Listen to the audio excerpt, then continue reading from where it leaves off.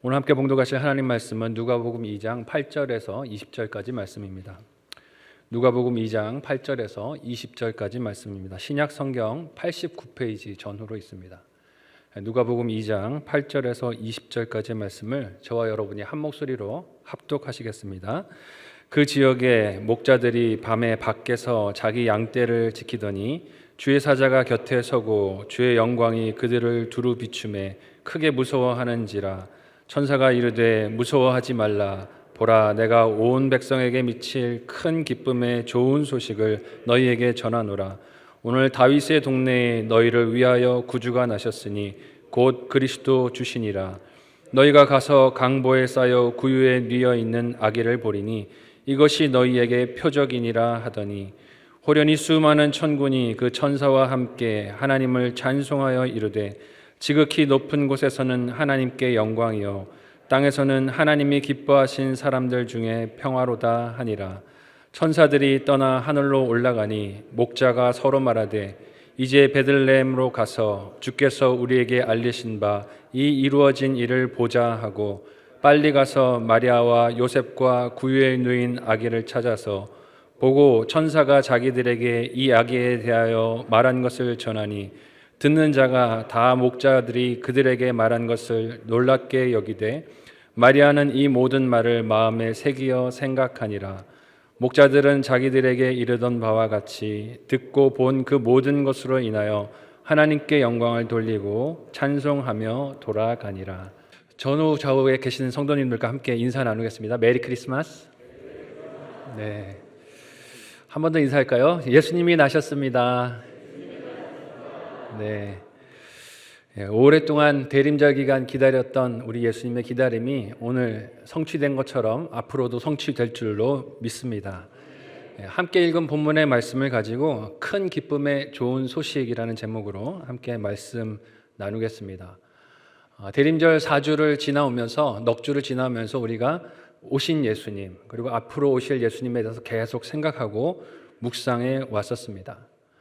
비록 오늘 우리가 살고 있는 이 현실의 세상은 기도한 바와 같이 걱정과 염려를 주는 소식들로 가득하지만 약속대로 오신 이 예수님의 소식이 다시금 우리 마음과 영혼에 들려지는 하나님의 음성이 되기를 예수님의 이름으로 축원드립니다.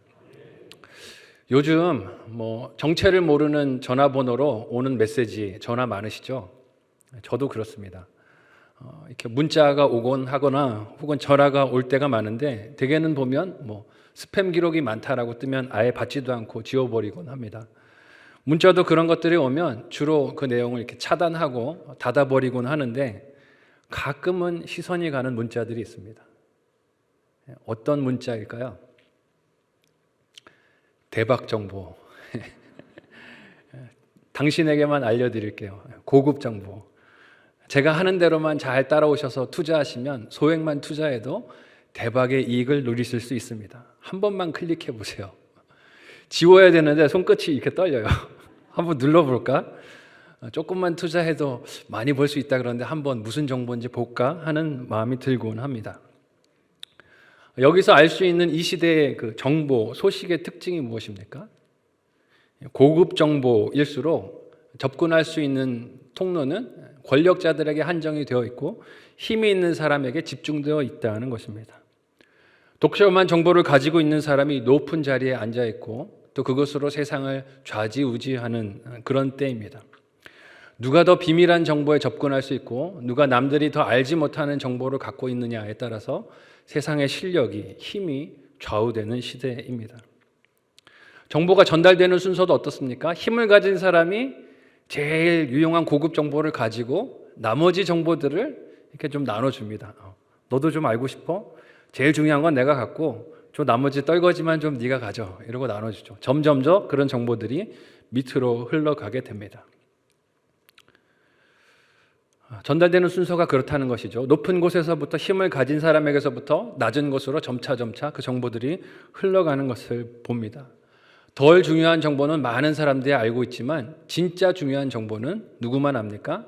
힘을 가진 사람들만 알고 있습니다. 그래서 정보가 권력이 되고 힘이 되고 또 많은 사람들을 움직일 수 있는 권능이 되는 세상을 살아가고 있습니다. 들어보셨죠? 부동산 정보. 누가 어느 땅에 대박이 되는 정보를 갖고 있는가, 어디가 개발되는 곳을 알고 있는가 하는 것이 힘이 되는 세상입니다. 주식 정보, 어디가 상장한다 그러던데 너만 알려줄게. 그러니까 여기다가 한번 넣어봐. 그러면 대박이 날 거야 하는 정보들이 세상에 넘쳐납니다. 자녀들을 진학시키고 싶을 때 진학 정보, 어느 학원에 어느 강사가 잘 가르친다 그러더라, 어느 학교를 가면 대학의 진학률이 높다 그러더라. 그런 정보들이 세상에서 사람들의 마음을 흔듭니다. 복지 정보, 심지어 저희 딸은 이제 내년에 어린이집을 보내려고 하는데요, 어린이집도 어느 어린이집이 좋다더라. 이것도 고급 정보더라고요. 주변에 물어봐서 좋은 정보를 듣고 있어야 자녀들을 또 좋은 곳에 보낼 수 있다. 그래서 정보가 독점되고 사람들에게 권력이 되는 세상을 살아가고 있습니다. 그런 시대가 일상과 상식이 된 세상에서 살다 보니까 그리스도인들도 어떻습니까? 힘을 가지고 싶고 그런 정보에 접근하고 싶습니다. 소수에게만 허락된 소식, 또 그런 뉴스에 나도 좀 접근해서 나도 힘을 누려보고 싶은 욕심이 있습니다. 근데 오늘 본문에서 만나는 성탄의 소식은요, 거꾸로입니다. 우리가 이제 말씀을 차례차례 읽으면서 보겠지만 이런 세상의 모습과는 반대라는 것을 알 수 있습니다. 만왕의 왕이신 예수 그리스도께서 약속대로 오신 세상에서 가장 복된 소식, 정보가 누구에게 먼저 들립니까? 오늘 말씀을 통해서 생각해 볼 것입니다. 또 이 이야기를 듣고 바라본 마리아의 모습을 통해서 우리가 성탄절에 어떤 마음을 지켜야 할 것인지 두 가지로 생각해 보고 오늘 은혜 받는 시간이 되기를 원합니다. 첫 번째로요, 복음은 낮고 천한 곳으로 먼저 다가옵니다. 어디로 먼저 다가온다고요? 낮고 천한 곳으로 먼저 다가옵니다. 오늘 본문 말씀에 8절에서 10절까지의 내용을 읽어볼 텐데요, 하이라이트 된 부분 주의해서 같이 한번 읽겠습니다. 같이 읽겠습니다. 시작. 그 지역의 목자들이 밤에 밖에서 자기 양떼를 지키더니 주의 사자가 곁에 서고 주의 영광이 그들을 두루 비추매 크게 무서워하는지라. 천사가 이르되 무서워하지 말라. 보라, 내가 온 백성에게 미칠 큰 기쁨의 좋은 소식을 너희에게 전하노라. 아멘. 오늘 우리가 읽은 본문 말씀에서 예수님이 탄생하신, 주님이 탄생하신 소식은 세상이 소위 말하는 권력자에게 먼저 주어지지 않습니다. 세상이 좋은 소식을 전하는 방식과 전혀 다른 것을 알 수 있습니다. 세상의 좋은 소식은 주로 누구에게 먼저 전달됩니까? 왕에게, 고관 대작들에게, 힘을 가진 자들에게 먼저 전달이 됩니다. 사회 지도자들에게 먼저 전달되고 그들이 허락하면 어디로 갑니까? 백성들에게, 평민들에게로 공유가 됩니다. 그런 세상에 사는 것이 익숙한 인생에게 오늘 말씀의 정보 전달 방식은 그야말로 파격적입니다. 온 세상을 위한 기쁨의 좋은 소식이 누구에게 먼저 들립니까? 오늘 말씀을 보니까 밤에 밖에서 자기 양떼를 지키던 목자들이었다고 합니다. 밤에 어디 있었다고요? 집안이 아니고 밖에 있었다고 합니다. 그러니까 힘든 생업의 현장에 있었던 사람들이고, 당시에 이 목자들이라는 사람들은 오늘날로 치면 블루칼라의 직장을 가지고 있는 사람들입니다. 한국 사회에서 오늘로 치면 아마 외국인 근로자들이나 허드렛 일을 하고 있는 사람들이 아닐까 생각할 수 있습니다. 사람들이 존중하는 그룹이 아니라 무시하고 천대하는 사람들이었습니다. 사람들로부터 존중받는 일이 없었고 하는 일이 하찮게 여겨지는 존재들이었습니다. 그런데 그들이 밤에 밖에서 자기의 양떼를 지켰다고 합니다. 묵묵하게 자기의 일을 감당하고 있는 목자들에게 주님의 사자가 다가와 곁에 섰습니다. 그리고 그 곁에 주의 영광이 두루 비추었다고 말씀합니다. 평생 못 겪어본 일일 거예요. 밤에 누가 자기 곁에 그런 영광의 모습을 가지고 다가왔겠습니까? 한 번도 겪어본 일이 없었고 기대도 하지 않은 일이었을 것입니다. 생전에 겪어본 적이 없는 광경입니다. 게다가 죄 있는 인생에게 나타난 놀라운 하나님의 영광입니다. 그러니까 그들이 어떻게 반응합니까? 크게 무서워했다고 합니다. 당연합니다. 죄 있는 인생에게 죄 없는 하나님의 영광이 나타나서 그 주변을 둘러싸니 두려운 것이 당연하고, 밤에 밖에 있었으니 캄캄했을 텐데 하나님의 영광이 임했으니 얼마나 그 모습이 찬란하고 두려웠겠습니까?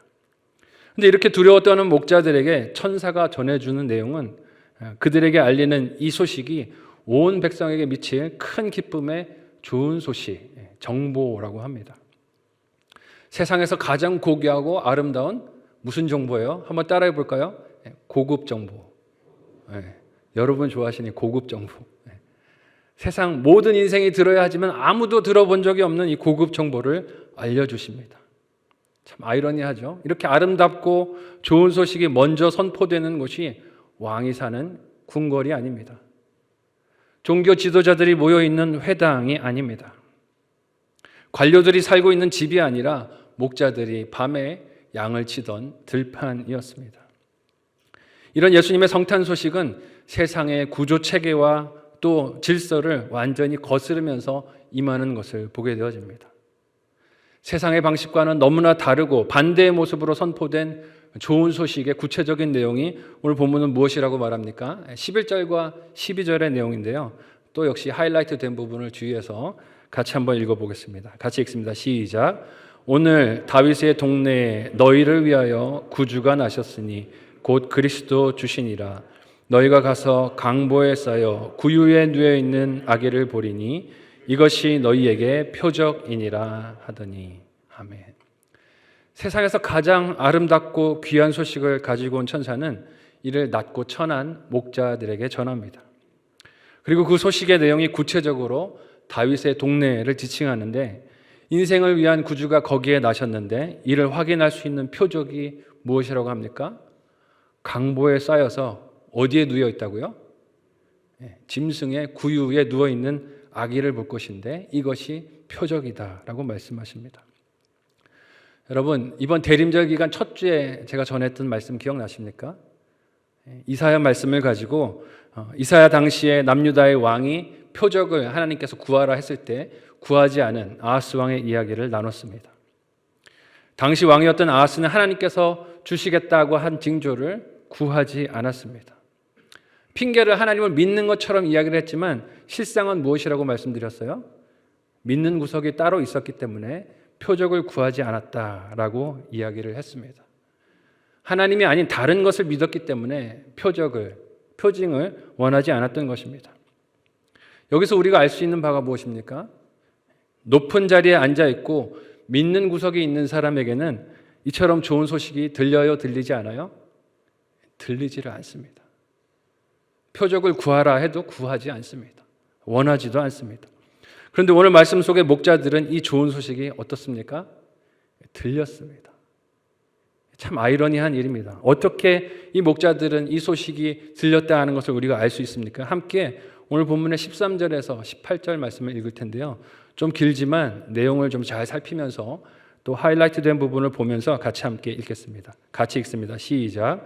호련히 수많은 천군이 그 천사와 함께 하나님을 찬송하여 이르되 지극히 높은 곳에서는 하나님께 영광이요 땅에서는 하나님이 기뻐하신 사람들 중에 평화로다 하니라.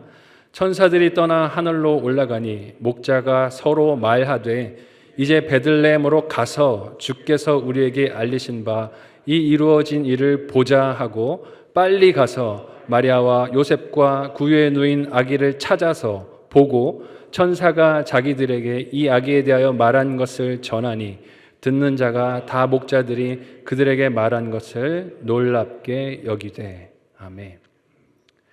들렸다라는 게 무슨 뜻입니까?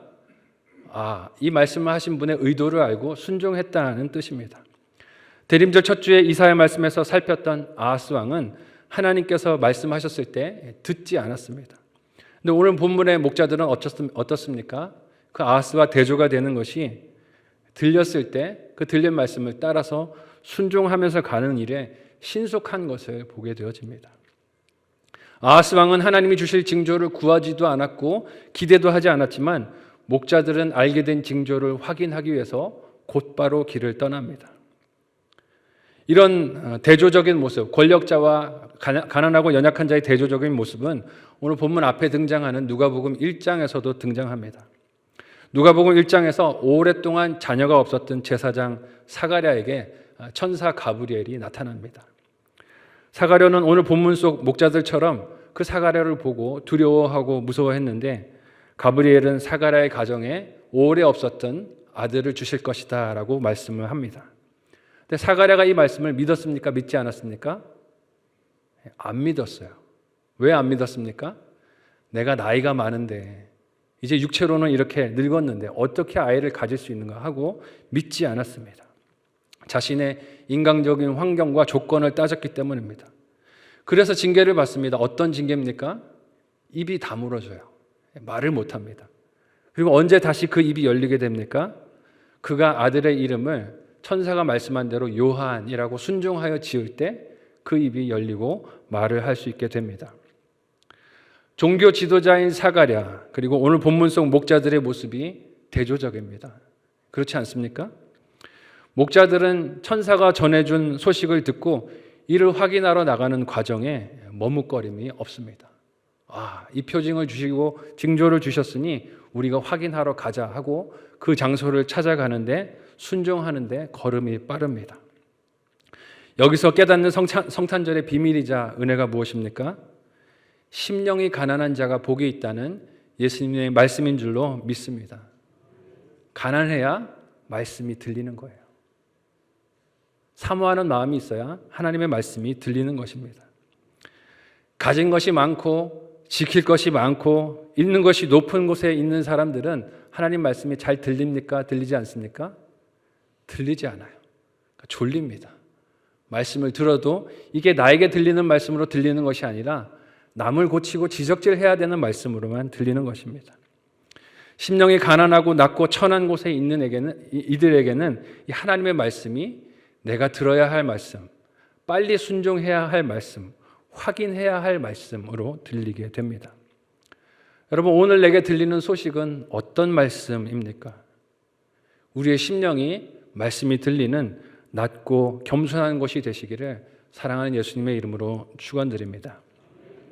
마지막 두 번째로요. 들린 복음은 생각되어야 합니다. 무엇 되어야 한다고요? 생각이 되어야 한다는 것입니다. 오늘 말씀을 우리가 읽은 말씀을 살펴보면 놀란 사람들은 목자들만이 아닙니다. 그들이 가지고 온 소식을 들었던 마리아와 요셉 그리고 그 주변에 있는 사람도 이 들린 소식에 놀라는 것을 보게 됩니다. 자신들이 처해 있는 상황과 형편이 목자들이 가지고 온 소식과 너무 대조적으로 보여서 그랬지 않았을까 생각을 해봅니다. 지금 마리아와 요셉이 처해 있는 형편이 어떻습니까? 주변 세상에서 친절 혹은 호의라는 것을 찾아볼 수 없는 각박하고 이기적인 현실입니다. 어려운 형편을 만난 이웃을 향한 따뜻한 손길과 도움이 있습니까? 없습니까? 없어요. 어려운 처지의 이웃을 향한 마음이 느껴지지를 않습니다. 마리아는 그랬을 것 같아요. 천사가 수태고지를 한 이후로 자신이 낳을 아이가 하나님께서 약속으로 그렇게 말씀하신 하나님의 뜻으로 성령으로 잉태되어 낳을 아이라는 것을 믿고 마음에 새겼을 것입니다. 근데 매일매일 만나는 현실은 어때요? 너무 달라 보였을 거예요. 하나님이 말씀하신 아기, 정말로 우리가 온 인류가 기다려온 그 메시아가 오시는 길인데 왜 세상은 이 아기를 알아보지 못할까 하는 마음이 있지 않았을까 생각합니다. 이 모습을 읽고 있는 우리 독자들도 놀랄 수밖에 없습니다. 이제 막 태어난 아기를 어디에 누입니까? 사람이 사는 집이 아니라 짐승을 먹이는 구유에 누였다고 합니다. 충격적이에요. 어떻게 세상이 이렇게 각박할 수 있을까를 생각하게 됩니다. 아무리 로마 황제의 이 호정 명령이 추상과 같이 엄하고 그래서 많은 사람이 한 공간에 모였어야 하지만 그래도 출산을 앞두고 있는 여인이 머물 공간이 하나 없어서 그래서 이 가정이 이렇게 세상의 냉정함, 무관심, 이기심에 방치되어야 하는가? 마음이 불편합니다. 여러분, 이스라엘 민족이 어떤 민족입니까? 늘 하나님의 말씀을 어릴 때부터 배우고 암송하고 가르치는 민족입니다. 구약의 말씀에서 하나님께서 그토록 이스라엘 백성에게 교육하면서 강조하신 바가 무엇입니까? 나그네를 어떻게 해야 돼요? 선대해야 합니다. 고아들을 돌봐야 합니다. 힘든 형편에 있는 이웃들을 살피고 그들을 호의로 대해야 하는 것이 하나님의 말씀이고 뜻이었습니다. 하지만 예수님이 오신 그 세상에는 이런 호의를 찾아볼 수 있습니까? 없습니까? 없어요. 전부 자기 사느라고 급급합니다. 그래서 세상에 오셔서 하나님의 가장 큰 사랑이시며 그 사랑의 결정체 되신 예수님께서 어디에 누워지셨습니까? 짐승의 구유에 누워지셨습니다. 사람들이 모두 자기 필요, 자기 편리, 자기 생각에만 사로잡혀서 연약하고 도움이 필요한 이웃을 볼 마음이 없었던 것입니다. 아기를 낳을 시간이 임박한 마리아가 외면과 무관심 가운데 아기를 누일 곳으로 구유를 쓸 수밖에 없었습니다. 그만큼 그 당시의 사람들이 로마의 억압과 통제 속에 그러면서도 더 인색한 마음으로 남들을 대하고 남들을 향해서 이기적인 마음을 품었던 것을 보게 되어집니다. 사랑과 긍휼이 없는 세상이라고 말하면서 자기 자신들도 어떤 거예요? 더 인색하고 더 이기적이 되었다는 것을 보게 되어집니다. 그래서 마리아도 마음이 혼란스럽지 않았을까요? 하나님이 약속하신 아기인데, 그리고 메시아신데, 세상이 이 메시아를 알아봐야 하는데 세상은 그 메시아를 전혀 알아보지도 못하고 환영도 하지 못합니다. 그녀가 맞이하고 있는 세상이 너무 냉혹하고 주신 말씀과는 모순되어 보이고 차갑습니다. 하나님이 하신 말씀을 자신이 겪어내고 있는데 자신의 현실은 주신 말씀과 너무 모순되어 보이는 것입니다. 온 세상을 위해서, 이 백성들을 위해서 구주 되신 아기가 오셨는데 이를 맞는 세상은 호의가 아니라 냉담 그리고 무관심으로 가득합니다. 그런데 오늘 말씀에서 목자들이 다가와 자신의 겪은 일들을 증언했다고 합니다. 밤에 밖에서 양떼들을 지킬 때 천사들이 와서 자신에게 전해준 소식들을 전합니다. 그 말씀을 전했을 때 마리아가 어떻게 반응했다고 오늘 말씀이 이야기합니까? 다 함께 오늘 말씀의 19절을 말씀을 읽어보겠습니다. 같이 읽습니다. 시작. 마리아는 이 모든 말을 마음에 새기어 생각하니라. 아멘. 마리아는 목자들이 전해준 이 이야기를 마음에 새기면서 무엇했다고요? 생각했다고 말합니다. 어떤 생각이었을까요? 하나님께서 자신에게 알리셨던 이 잉태의 사건이 참된 진리이구나 하는 생각이 아니었겠습니까? 또한 세상이 이렇게 메시아를 알아보지 못하고 자신의 가정을 홀대하고 냉대와 무관심을 보이고 있어도 이런 세상을 불쌍히 여기시는 하나님, 이런 세상을 긍휼히 여기시고 사랑하시는 하나님이 목자들의 그 증언을 통해서 확인되고 마음에 생각되었을 것입니다. 하나님의 역설적인 사랑이 느껴졌을 거예요.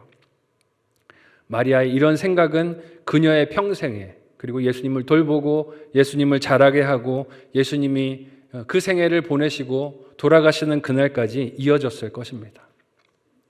예수님께서 자라고 사역하며 고난받아 십자가에 죽고 부활하고 승천하신 모든 순간까지 아마 이 목자들이 전해준 소식을 마음에 그녀가 생각하지 않았을까? 붙들어야 하는 생각이 아니었을까? 돌아보게 됩니다. 그 생각을 붙드는 일이 쉬웠을까요? 어려웠을 것 같습니다. 예수님이 겪는 일들을 바라보면서 예수님의 육신적으로 어머니 되신 이 마리아가 이 생각을 붙들고 있는 일이 쉽지 않았을 것입니다. 주신 약속과 현실이 얼마나 모순되어 보였을까요? 그 상황이 얼마나 시시때때로 그녀의 마음을 힘들게 했을까요? 그 흔들리는 마음과 생각의 절정은 아마 예수님이 달리셨던 십자가가 아니었을까 하는 생각이 듭니다. 당시 유대인들의 머릿속에 있던 메시아에 대한 이미지는요, 예수님이 십자가에 달리신 그 모습하고는 도무지 매치가 될 수 없는 이미지였습니다. 나무에 달려 죽으신 이가 어떻게 하나님이 약속하신 메시아, 구세주가 될 수 있는가? 도무지 유대인들의 가치관과 생각으로는 이게 맞을 수가 없는 일이에요. 그런데 그런 모습으로 예수님이 돌아가실 때 마리아가 이 목자들이 전해준 생각을 붙들기 위해서 얼마나 몸부림을 쳤을까 생각을 합니다.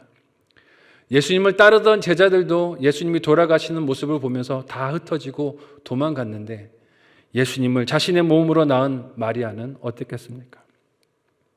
그녀에게 예수님의 십자가 죽음은 사람의 생각으로는 도무지 이해도 해석도 되지 않는 사건이었을 것입니다. 그러한 때 그녀가 붙들어야 했을 생각이 무엇일까요? 오늘 본문에서 천사들이 전해준 이 일이 하나님의 약속대로, 하나님의 뜻대로 된 일이다 한 그 증언이 아니었을까 생각합니다.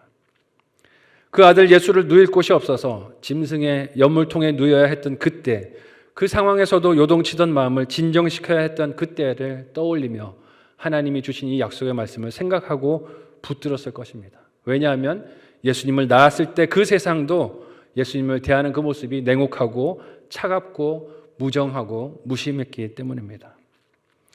여러분, 성탄절에 우리에게 선포된 이 복음은 낮고 천한 자들, 갈급하고 목마른 자들, 그 소식을 사모하며 기다리는 자들에게 먼저 들리는 하나님의 좋은 소식이지만, 모순된 현실을 살아가고 있는 성도들이 늘 생각하고 마음에 새겨야 하는 소식인 줄로 믿으시기를 바랍니다.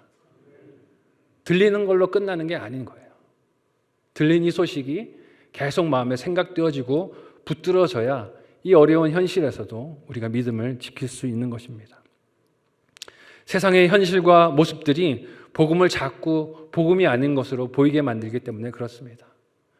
예수 믿는데 된 일이 무엇이 있느냐? 우리를 향해서 비아냥거리고 조롱하고 비웃음을 흘리는 모습들이 많이 우리를 낙심시키려 하기 때문에 그렇습니다.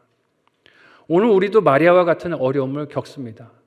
이 복음이 나에게 너무 소중한 것이고 하나님이 약속으로 주신 것이고 좋은 소식인데 왜 이렇게 세상은 모순되는가? 왜 이렇게 내가 사랑하는 가족은 아프고 힘든 시간을 보내고 있는 것인가? 왜 이렇게 하나님을 믿는데 나의 경제적인 형편은 나아지는 것이 없는가? 하나님을 간절히 믿고 사모하지만 왜 나는 늘 곤고하고 어렵고 내 마음은 우울하고 내 삶에 이렇게 힘들고 공고한 일이 늘 넘쳐나는가 하는 모순되는 현실이 우리 앞에 다가오기 때문에 그렇습니다. 코로나라는 어려움을 2년 동안 겪으면서 우리가 이런 모순된 세상을 살아가고 있습니다. 경제적인 어려움, 관계적인 어려움, 괴로움들이 나날이 더 극심해져가는 하루하루를 보내고 있습니다. 경제적인 형편이 해가 가도 나아질 기미를 보이지를 않습니다. 우리 성만교회 청년부가 참 많아서 감사한 일인데요. 청년들로 이 시대를 살아내는 것이 너무 힘든 세상을 우리가 보고 있습니다. 어른들은 결혼을 하라고 말씀하시지만 청년이 안 돼 보셔서 하시는 말씀이에요. 청년들로 살아가면 이 시대에 결혼하는 것을, 그걸 결단하는 것을 너무 두려워하고 염려할 수밖에 없는 것을 봅니다. 설령 결혼하면 어떻습니까? 자녀를 키우고 자녀를 돌보는 일은 점점 더 버거워지는 현실인 것을 우리가 바라봅니다. 어렵고 자녀들을 키우기 힘들고 사회가 각박하고 이기적이라고 탄식하면서도 세상은 좋은 방향이 아니라 나날이 더 악한 방향으로, 각박한 방향으로만 변해가는 것 같습니다. 힘들다 하면서도 서로를 위할 줄 모릅니다. 점점 더 이기적으로 변해갑니다. 교회도 그런 것 같습니다. 섬기고 나를 희생하고 남을 위하여 나의 시간과 물질을 드리는 마음이 점점 더 옅어지는 것을 봅니다. 오늘 말씀 속에서 예수님이 어느 한 곳도 세상에서 호의와 환대를 만나실 수 없었던 것처럼 서로를 대하는 시선이 싸늘하기만 한 것을 봅니다. 그런데 아이러니한 것은 이런 사랑도 긍휼도 남을 돌보는 이타적인 마음도 없는 시대와 사람들 속으로 예수님이 오셨다는 것입니다. 믿으시기를 바랍니다. 너무 각박한 이 세상 속으로 예수님이 오셨습니다. 사람들의 마음에 있을 곳이 단 한 군데도 없는 이 세상으로 예수님이 하나님의 뜻에 순종하여 오셨습니다. 그리고 이 복된 소식을 가난하고 눌리고 소외된 자들로 먼저 듣게 해주셨습니다. 그리고 그 소식은 어려운 형편 때문에 마음이 흔들릴 수밖에 없었던 마리아에게 다시 들은 말씀을 생각하고 기억하게 하시는 닻이 되게 해주셨습니다. 이렇게 오신 좋은 복음의 소식을 사람들의 마음에는 머물 곳이 없고 안주할 곳이 없었겠지만 예수님은 더 낮은 곳으로 오셔서 온 인류를 위한, 저와 여러분들을 위한 평강의 왕이 되어주셨습니다. 이 소식이 오늘 저와 여러분에게 위로의 소식, 소망의 소식이 되기를 예수님의 이름으로 축원합니다. 오늘도 세상은 우리에게 여러 가지 소식을 들려줍니다. 대박 정보를 드릴게요. 돈이 되는 정보를 드릴게요. 투자 가치가 있는 정보를 알려드리겠습니다. 부동산 정보가 있어요 라고 우리 주변에서 수많은 소식들이 광고로, 소식으로 우리 주변에 넘쳐나고 있습니다. 하지만 세상이 말하는 그런 좋은 소식, 고급 정보가 아니라 예수님께서 우리를 위하여 우리를 구하러 오셨다는 이 복음이 우리의 가장 고급 정보인 줄로 믿으시기를 바랍니다. 그 소식이 들리는 저와 여러분이 되기를 소망합니다. 진짜 좋은 소식이 들려야 하는데 그 소식을 들으라고 주님이 오셨는데 우리가 다른 소식들, 정보들만 기웃거리고 있는 것은 아닙니까? 우리 마음이 비록 낮고 가난해도 예수님의 소식이 이 낮고 가난함 때문에 들린다면 그 인생이 가장 행복한 인생인 줄로 믿습니다. 세상에 부러워하는 모든 것을 가지고 있어도, 세상에 부러워하는 그 높은 자리에 있어도 이 소식이 들리지 않는다면 그 인생은 가장 불행한 인생입니다. 세상은 부러워할지 모르지만 그 인생처럼 들어야 할 소식을 듣지 못하는 불쌍하고 안타까운 인생이 없습니다. 또한 이 소식은 우리가 끊임없이 생각하고 마음에 품고 붙들고 기억해야 하는 소식입니다. 왜냐하면 끊임없이 이 세상이 우리에게 이 소식을 믿지 못하도록 우리 마음을 흔들기 때문입니다. 그 소식이 좋은 소식이 아니라고, 네 형편을 보라고, 네 살아가고 있는 모습을 보라고, 너의 질병을 보라고, 너의 가족이 당하고 있는 일을 보라고, 네가 속해 있는 공동체에 싸우는 모습들을 보라고, 계속 우리 마음을 흔들고 분열하게 만들고 낙심하게 만드는 시험으로 우리에게 다가옵니다. 이때 이 복음의 말씀이 계속 이 약속의 말씀이 기억나고 생각되어지고 붙들릴 수 있기를 소망합니다. 거짓된 좋은 소식들이 넘쳐나는 세상에 진정 좋은 소식이 전해졌지만 가진 것이 많고 높은 자리에 있는 사람, 자기 자리만을 찾느라고 급급한 사람에게는 이 소식이 들리지를 않습니다. 들려도 귀를 닫고 다른 소식을 듣느라 분주합니다. 그래서 그 소식이 짐승의 여물통 가운데로 뉘어지셔서 오셨습니다. 그러나 고단한 삶을 살고 있어도 자기의 자리에 충성하고 있던 목자들에게는 이 소식이 들렸고 순종을 했고 이 소식을 전하는 놀라운 영광스러운 사명에 함께 동참할 수 있는 은혜가 주어졌습니다. 그들의 순종을 통해서 이 좋은 소식이 다시 마음에 품겨지고 생각되어질 수 있었습니다. 올해 우리의 성탄절이 들어야 할 소식을 듣는 은혜의 성탄절이 되시기를 축원드립니다. 세상이 우리에게 올해도 내년에도 계속 걱정이 되는 소식을 들려줄 것입니다. 예수님의 소식이 아니라 다른 소식들을 가지고 우리의 욕심과 마음과 걱정을 자극할 것입니다. 너한테만 알려줄게. 이런 소식들을 가지고 우리의 마음을 흔들 것입니다. 이 소식을 가지고 내가 가진 돈을 이곳에 투자해야 되나 저곳에 투자해야 되나, 내 미래를 여기에 맡겨야 하나 저기에 맡겨야 하나 걱정하고 근심하게 하는 소식들이 내년에도 올해에도 계속 들려올 것입니다. 하지만 그 소식이 아니라 오늘 우리에게 들려오신 이 성탄의 소식을 마음에 품고 생각할 수 있는 저와 여러분이 되기를 바랍니다. 진정한 기쁨의 소식을 마음에 새기시고 올해도 내년 한 해에도 믿음으로 승리하는 저와 여러분 모두가 되시기를 사랑하는 예수님의 이름으로 축원드립니다. 아멘. 함께 기도하시겠습니다.